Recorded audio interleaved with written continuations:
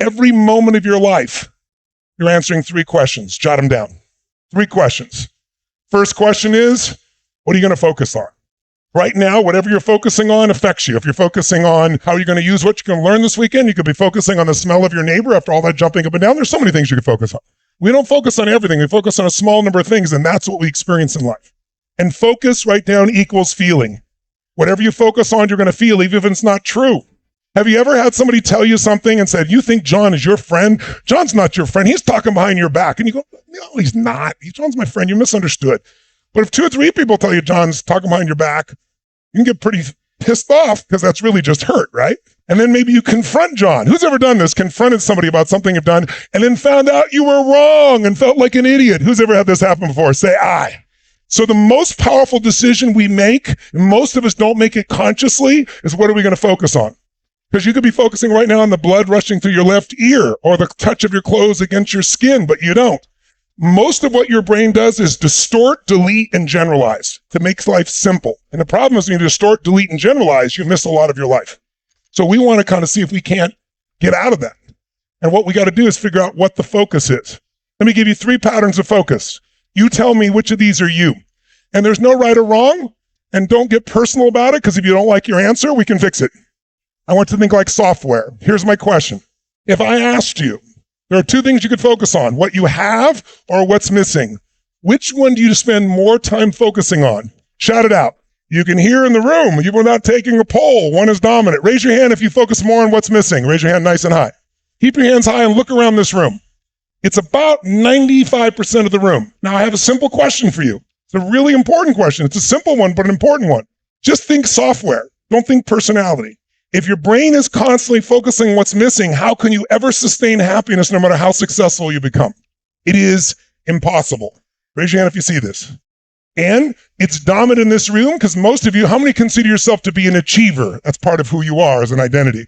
So as an achiever, looking for what's wrong for a moment so you can fix it can be a good thing. But what happens is it becomes a habit, and then it doesn't matter how much you achieve, you're not happy. You know how many multi-billionaires, you know how many entertainers with their Oscars or their Emmys or their Grammys that I work with, who you think would be the happiest people in the world? They're worth almost $1 billion, some of them. They're the best in the world at what they do. Everybody loves them, and they're miserable.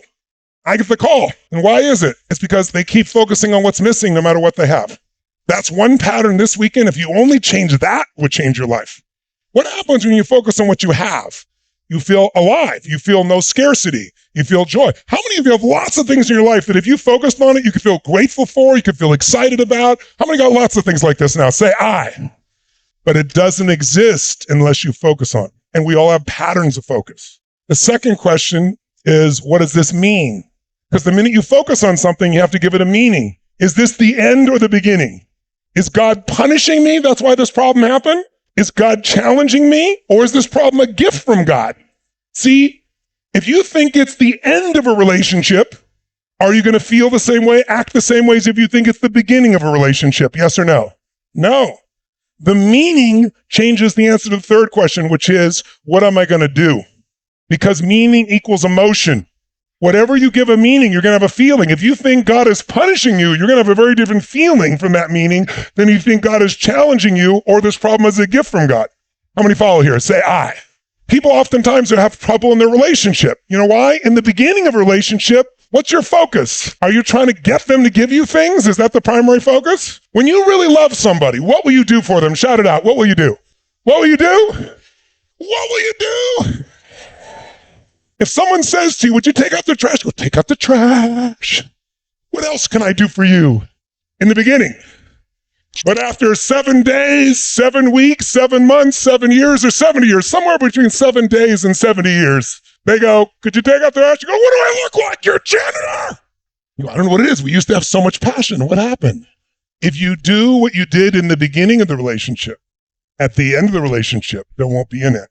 Because in the beginning, it wasn't a trade. You weren't measuring your meaning. You were focused on how to give. How many can relate to this here? Say I.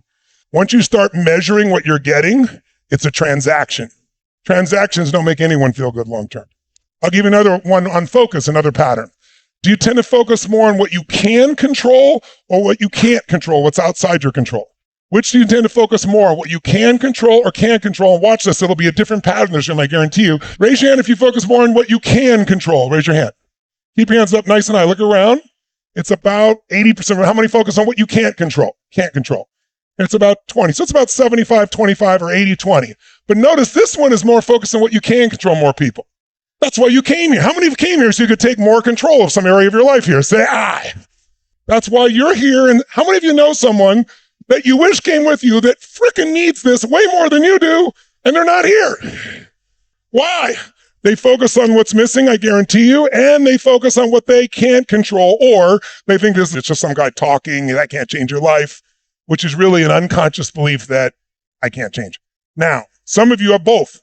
What's missing is your focus and what you can't control. How are you going to feel? Just forget you personally. Think as a software in the brain. What is someone going to feel who's constantly focused on what's missing and what they can't control? What would you have to feel, my friends? Come on, tell me.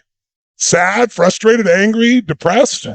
But think about this. This is how we function. So why are they still depressed? Because they're still focusing on what's missing and they're focused on what they can't control. And I'll add one more. Do you tend to focus more on things from the past, the present, or the future? We all do all three, but where do you spend more of your time? Raise your hand if it's the past. Now look around the room. It's only about maybe 1 or 2% of the room. Because if you focus too much in the past, you wouldn't even come to a program like this. You might get enough of it, say, I want to change it. But if you focus in the past, since you can't control it, makes it pretty tough. How many focus more on the present? That's where you spend more of your time, in the present moment. How many focus more on the future? Watch this. Look at this future-based room here. Because that's what achievers do, right? We're focused on how to create a better future. Many of you came for that. So what's the goal? Well, certainly you want to use all three, but if you're going to spend your predominant time and you want enjoyment, it's the present. If you want to create a great life, it's the future. So it's a balance between the present and future. These three patterns alone can change your whole life. What if you came here and you're always focused on what's missing, and we retrain your brain to find all the unbelievable magic and magnificence in your life, and you keep seeing it, feeling it daily? Will they give you more energy or less energy? Hell of a lot more energy, and that's what's going to change it all. Our focus is the first question. Second question is what's going to mean. Is this the end or the beginning? Will that change how you feel? And based on how you feel, will you answer what to do differently? You bet. These three questions are happening every moment of your life.